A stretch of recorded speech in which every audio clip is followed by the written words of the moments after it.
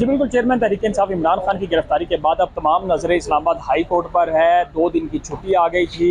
उसके बाद आज इमरान खान का एक तो जो फैसला सुनाया गया था, उनको सज़ा सुनाई गई थी 3 साल कैद की, 5 साल नहली की, उसको चैलेंज किया जाएगा इस्लामाबाद हाई कोर्ट में। और इसके अलावा जो हक़ दिफा का ऑलरेडी इस्लामाबाद हाई कोर्ट में केस चल रहा है, उसके ऊपर भी दरख्वास्त की जाएगी कि तब तक अगर इस्लामाबाद हाई कोर्ट कोई फैसला नहीं देती, हक़ दिफा जो 4 गवाह इमरान खान ने अपने सेशन कोर्ट के सामने पेश करने थे, तब तक वो केस चल रहा है, तब तक फ़ौरन इमरान खान को रिहा किया जाए। और जब इस्लामाबाद हाई कोर्ट से कोई हक़ी फैसला आ जाए, उसके बाद फिर उस फैसले पर अमल दरामद करवाया जाए। ये 2 मुख्तलिफ पटिशन तहरीक इंसाफ के लीगल टीम की तरफ से आज जमा करवाई जाएगी। इमरान खान के वकालतनामे पर अभी तक दस्तखत इमरान खान के अपने नहीं हो सके, चूँकि वो अटक जेल में है। और जब उनको लाहौर ज़मान पार्क से गिरफ्तार किया गया था तो इस्लामाबाद उनका मेडिकल टेस्ट करवाकर उनको अटक जेल ले जाया गया था। इससे पहले क्या सरैयाँ थी, उनको कोट लखपत जेल या अडयाला जेल ले जाया जाएगा। गुज़श्ता रोज़ ये फैसला भी किया गया कि सिक्योरिटी इशूज़ की वजह से इमरान खान को अडयाला जेल मुंतकिल किया जाएगा, लेकिन अभी तक उनको अडयाला जेल मुंतकिल नहीं किया गया।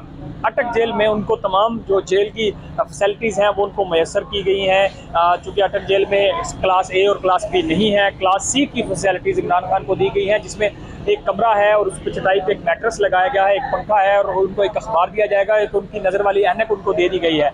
इसके अलावा खाना घर का ले जाने की इजाज़त अभी तक नहीं दी गई, ना ही जो उनकी कानूनी टीम है या उनके जो करीबी लोग हैं उनको मिलने की इजाज़त दी जा रही है। बाकायदा अदालत के फैसले से मशरूत उनको ये इजाज़त दी जाएगी। और इसके अलावा जो मेन्यू है खाने का, उसमें जो जेल का मेन्यू है नाश्ते का और दोपहर के खाने का और रात के खाने का, वो इमरान खान को वही दिया जा रहा है जो जेल में रोज़ाना खाना बनता है। इसके अलावा आज अदालत से भी दरख्वास्त की जाएगी कि इमरान खान को जो ज़रूरी सामान है वो उनको फराहम करना है। वकला की टीम उनसे मिलना चाहती है। तो ये तमाम मामलात हैं जो तहरीक इंसाफ के कारकुनान हैं, खासतौर पर तहरीक इंसाफ की मुकामी क़यादत है, वो समझती है कि अगर Lahore high court, Islamabad high court ये फैसला टेकअप कर लेती है तो शायद कोई फैसला इमरान खान के हक़ में आ जाए।